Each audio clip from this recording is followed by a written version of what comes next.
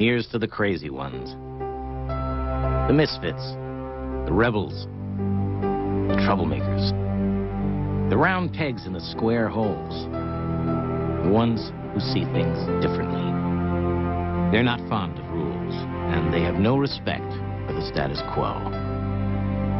You can quote them, disagree with them, glorify or vilify them.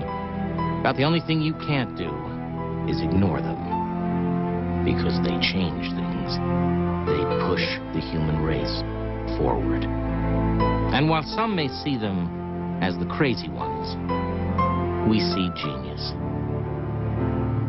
Because the people who are crazy enough to think they can change the world are the ones who do.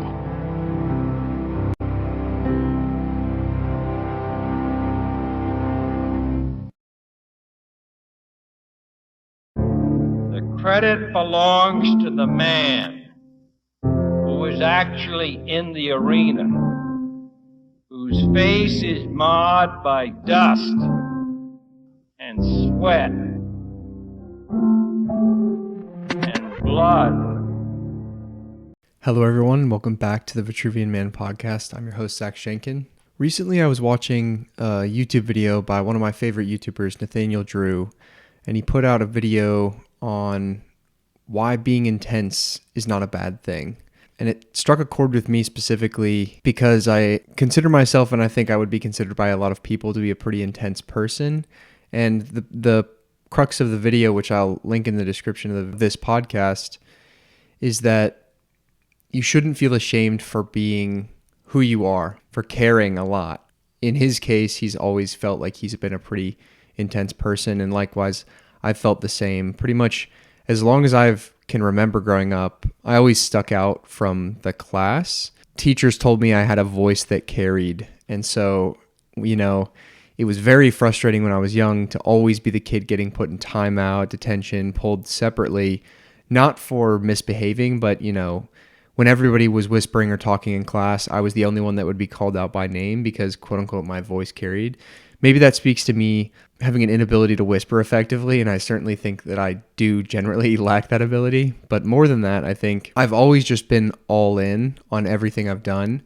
And as it carried further in through school, I really bought in, and school was the structure that I was confined within. And so when I looked at, okay, here's the task before me, how can I maximize the output? It became very much like, okay, study and try harder in classes and you get the result. And I took that very seriously. And I think for a lot of people around me, I was constantly called try hard.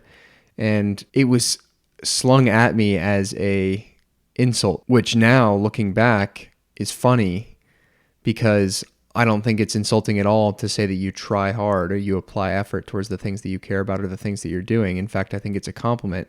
But for a long time when I was little, it was an insecurity because I was the try hard. All the cool kids that had a lot of friends and were more socially accepted had kind of an air of nonchalance or, oh, that doesn't matter. And it even carried through college. I mean, there was kind of a culture of like, it's not that deep, bro. It just doesn't matter. Like, why are you focused on that? Why do you want to stay in tonight? Why don't you want to come out with us? What do you mean you're doing affirmation statements? What do you mean you're stretching? And I've talked about a lot of this, especially earlier episodes when I've discussed finding your wolf pack. The ultimate conclusion is that not everybody out there is for you. And that's important for everyone to learn, whether you're a very intense person and that's kind of the bucket that you live in, along with myself and guys like Nathaniel, or your interests lie somewhere else. Regardless of what your interest or passion is, realizing that not everyone out there is going to like you for who you are is super important. And the earlier you realize it, the better, because you won't be battling constantly to fit in.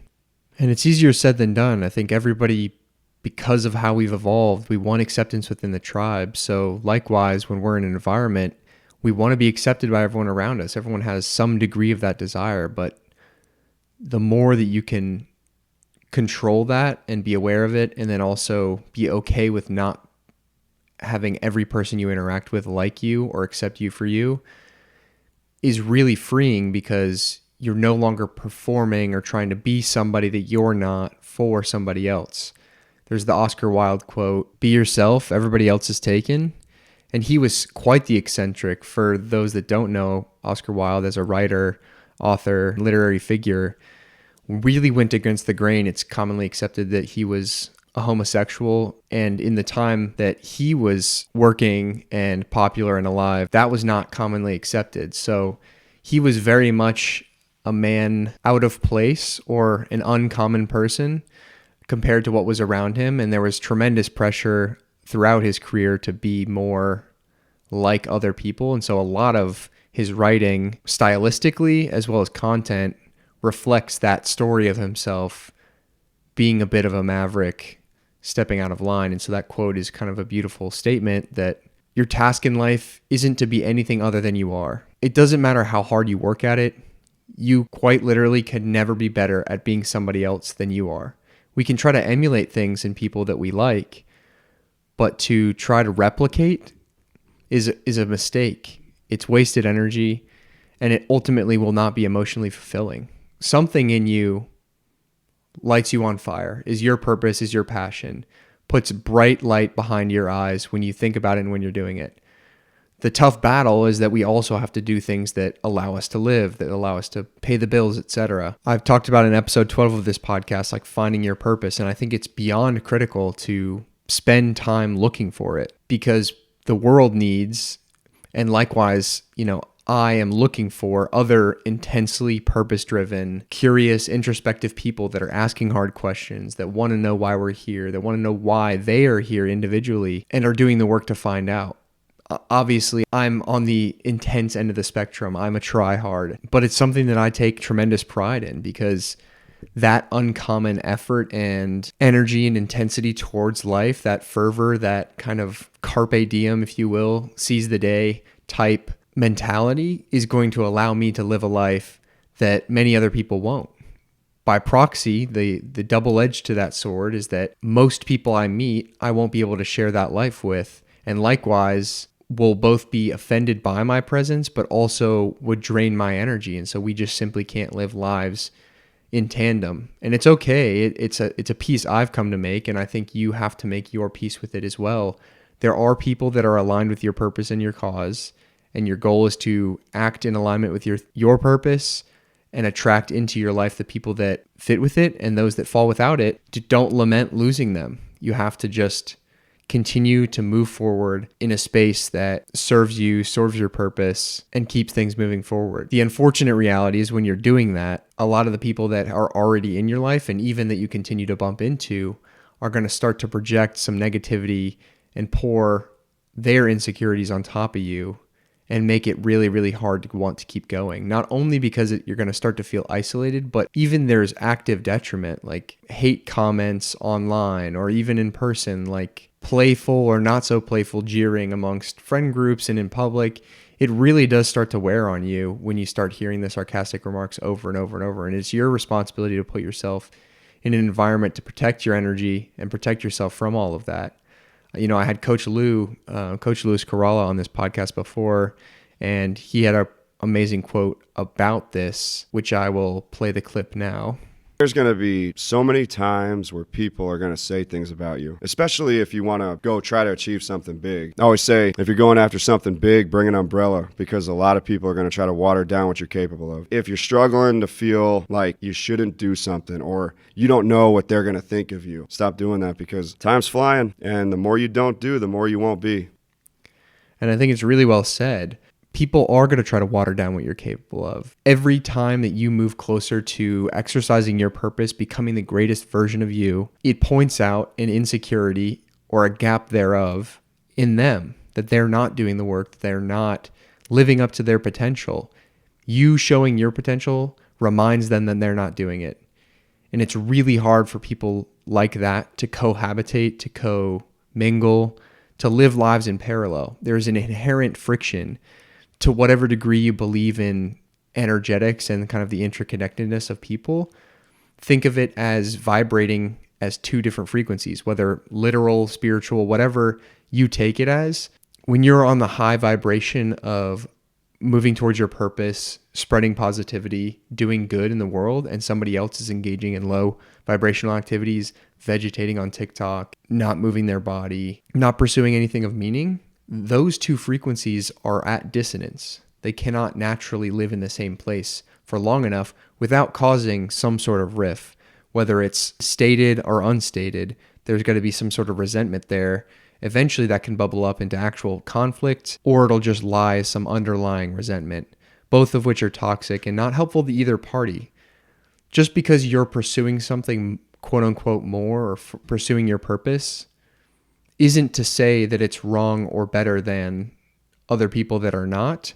It is just fundamentally different. You have to do what serves you, and the rest is outside of your control, and you have to move on. Of course, all of this, other than your friend group and general circle, this also plays into dating. And when dating seriously, at least for me as a very intense person, a person who wants a lot out of life, believes he can take it, it makes it very, very hard, because I fully am self-aware, and I think the self-awareness is important, that I am going to be off-putting to a lot of people, most people even, that I meet throughout my life. And that carries into the realm of dating as well. Anything past casual dating, when things get serious or you're considering someone for long-term partnership, you have to find somebody that's interested in a lot of the same, that has that same long-term vision, or at least isn't interested in learning more about it and supports you on your path. And I don't think anything happens by accident. I think I look back on my previous relationships and they're filled with a tremendous amount of lessons, but for the ones that ended outside of my control, that I was broken up with, it was the universe protecting me or allowing me to find someone that would more properly serve me. Those people simply weren't going to be the end solution. They weren't going to allow me to be my highest self, to achieve my highest purpose. And they're living their lives doing the same. And because those weren't aligned, we parted ways. And that is the natural path of it all. And so I'm tremendously grateful. The unfortunate reality in relationships and heartbreak is that you want it to be different in the moment, and it hurts so bad, but ironically, it's the best thing for you. And then when you have enough distance, when you've done the healing, you can look back and be like, wow, I'm actually tremendously grateful that that relationship ended. Not even because it was bad, even if it was a great relationship start to finish. You need somebody who's there for exactly who you are. And God forbid you behave differently to get into a relationship or because of your partner. You can't do that forever. You can't keep up the facade forever. It's going to start wearing on your soul. And at some point, you have to be the real you. Likewise, getting into a relationship where someone's being fake with you, they have to be the real them eventually. Hopefully, it's before you've made a long-term commitment, like locked into a marriage or anything like that. But my encouragement to those listening, and even to a version of myself that is going to end up editing this podcast, is just because it's hard and just because it's going to take some time and going to be lonely for a little bit, you're going to have to be in that separation phase. And by proxy, there's going to be some loneliness or at least solitude. It's worth doing. Keep pursuing the path that you are on. Do not relinquish your identity, your sense of self, who you believe yourself to be, who you want to become. And the right people will enter your life when the time is right. And in inexplainable ways. There's going to be parts that are active on your part, reaching out to people that you find interesting online, putting yourself out there when you go to public places, joining new clubs. There's a lot of ways to find those people actively. But I also believe that if you continue to act in your purpose, they'll be brought into your life. You'll meet them by chance. They'll comment on something you're posting. You'll enter a new job and find a whole new group of people. You'll get invited out to a dinner and meet somebody that you never knew. It'll be a friend of a friend, whatever it is. And this goes for both romantic partners as well as your circle, your wolf pack. The more that you operate within who you are, be yourself. Don't be anybody else. Be as intense as you want to be. Be the fucking tryhard. Don't let somebody else water down what you're capable of. Or equally worse, alter what you're trying to be. Don't let their fears scare you. It's hard enough to get over our own fears of the circumstances. Don't let somebody else's fears get into your head and be worried about them caring or them being scared for you. You spent the time to battle the demon inside of you that's saying, no, you shouldn't. It's dangerous. It's the wrong time. It's whatever. You did all the work there. Don't let somebody else come in and say, well, have you thought of this? And blah, blah, blah, blah, blah. They're not you. They're not living you. Like the second that conversation ends, They're going back to their life, dealing with all the issues they have to, go into their day-to-day, their work, their blah, blah, blah. And then you're left with whatever you allow to stay in your psyche. Don't allow fear, negativity, anything like that to remain in your psyche and wear on you. And unfortunately, all of this extends to family members as well. We do not choose the family that we're born into, for better or for worse. They're who we are given. Some people come from broken homes. Some people come from no home. Some people come from single parent homes, abusive father, abusive mother. Whatever your circumstances, you come from somewhere, but you didn't get the choice. But once you get old enough, you get to make your choice who stays and who doesn't. And it's really hard because of the familial structure, the built-in ties, the genetic link to remove yourself from environments and people that don't serve you. And trust me, I know it's hard. There's a sense of almost a dutiful sense or obligatory sense of love that you have to do something for someone. And that is deeply psychological. It's more than just a thought or what society's told you. It's evolutionary. There's things you're fighting there that have levels to it. So it's not easy. It's tremendously difficult. But if you're in an environment, if your mom, if your dad, if your brother, if your sister doesn't support your path or God forbid speaks negatively against it, you have to set distance. Because they're family, maybe you give a little bit more time and attention to how you put up those boundaries, set your limits with them and say, I need my distance, or we can't continue to be in contact. But if they continue to press past those lines, you have to be strong. You owe it to yourself, to the people around you, to be you. The world needs and deserves you as yourself.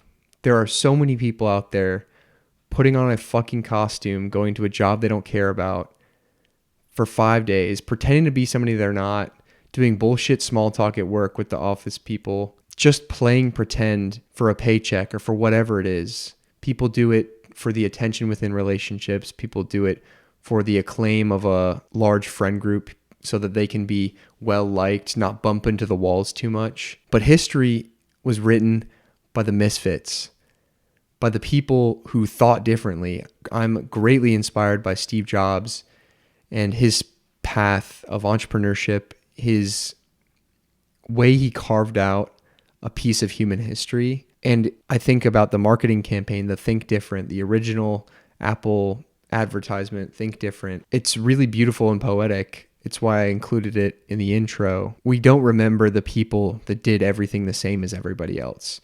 Every point of history, every new era of history, every new style of art was ushered in by somebody doing things really differently. The tragic part is that maybe during their life they didn't get the praise that they needed, but the fact that we still talk about them today means that they had a meaningful impact. Whether that was ushering in a new empire in the days of very old or a new artistic style. Think about a Picasso, a Van Gogh, Leonardo, Raphael, doing things against the grain, provocative, challenging the status quo, asking the question why. I've touched on that before. The question why is, in my opinion, the most important question we can ask, period, in life. Why are we here? Why are we as people here?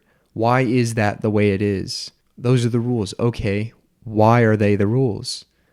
If you ask why enough, you can move directionally closer to source, to the truth with a capital T, hopefully, but also get to figure out where the real lines are drawn. A lot of stuff is just illusions. You should save and invest in a safe stock. Okay, why? You shouldn't quit your job. Okay, why? You should eat this and eat that. Okay, why? Show me why. Explain the rationale. Show me the data. Because a lot of what people believe, they just took on face value from somebody else telling them. And if we go long enough and allow it to reverberate in the echo chamber, whether it's perpetuated by mass media or whatever else, we can all just collectively end up believing something that's not even true.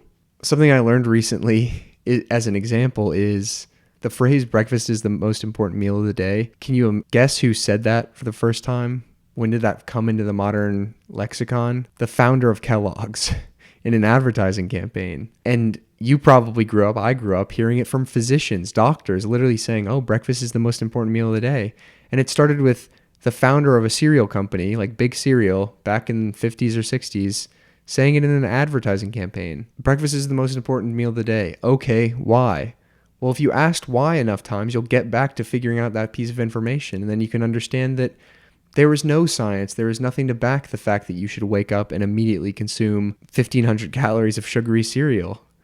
It was a way to push more boxes on the shelf, not a way to spread any sort of wellness. It didn't come from data or doctors, which is to my surprise because so many physicians will say things like that. But that's just one minute example about stuff that people take at face value, and you should ask why. And I guess to tie it back in, because I recognize I've gone on a bit of a rant here, is that when you start to operate with your purpose, when you're very intense, when you start asking why, that's going to rub people the wrong way. But if the question is within you, if you're not satisfied with the answer you get, if you're not satisfied with the story they're trying to tell you, if you're not satisfied with the life you have, if you're not satisfied with the person you see in the mirror, ask why and then start working. Work to change it, work to become more, work to do more, and don't let somebody call you a tryhard and it be an insult. Let it be a compliment. Let it be an affirmation, a reaffirming that you're doing the right work. The more resistance you face, the more it means it needs to be done. Whether that's internal resistance, oh, I don't want to do this thing. Well, you probably should be doing the work. Stuff that's really uncomfortable is really, really important to do. Therapy, inner child work, stuff like that. That's working through important trauma, but it's really fucking painful. Going to the gym, moving weights, sweating, breathing hard. That stuff is hard, but it's meaningful and helpful, and the result on the other end is what you want. Cutting toxic people out of your life is really hard. Sitting down with someone that is your family member, sitting down with your mother or father and saying, I need to leave this house, I can't be here anymore, is fucking hard. But because it's hard, you know that what's on the other side of that is worthwhile. That's all I have for this week. I know it was a bit of a shorter one and kind of a weird rant, but something that was on my mind and I wanted to share with everybody. If you enjoyed this episode and episodes like it in the past, please share it with one person you think might find it valuable. And if you're a man looking to become the best version of yourself and find what I talk about in these podcasts interesting, I'm looking for the next group of guys to go through the Vitruvian Man program. It's a 12-week self-mastery course for intellectually driven and intense, try-hard guys to become the best version of themselves, ready to make a serious investment and stop making excuses and really do the work to become the best version of themselves. If that sounds interesting to you, you can message me on Instagram at ZDSCHENKEN, on Twitter at ZDSCHENKEN, or at Vitruvian Gentleman on Instagram as well. I'm on all of those platforms. I'd love to hear about your story and see if you'd be a good fit for the program. I'm taking applications right now, so if you hear this and that sounds interesting to you, please reach out. And like I said, to those that are listening and you enjoy it, please share with a friend. Very excited what the future holds with all of this. And like I said in the previous episode, a lot more to come from me in just a short month here. So really excited to be diving full in on a lot of this, and exciting news to share definitely in the weeks to come. But remember, your time and attention is your most valuable resource. So thank you for spending a little bit of it with me today. Memento Mori, and I'll catch you on the next episode of the Vitruvian Man podcast. And if he fails, at least fails while daring greater, so that his place shall never be with those cold and timid souls who know neither victory nor defeat.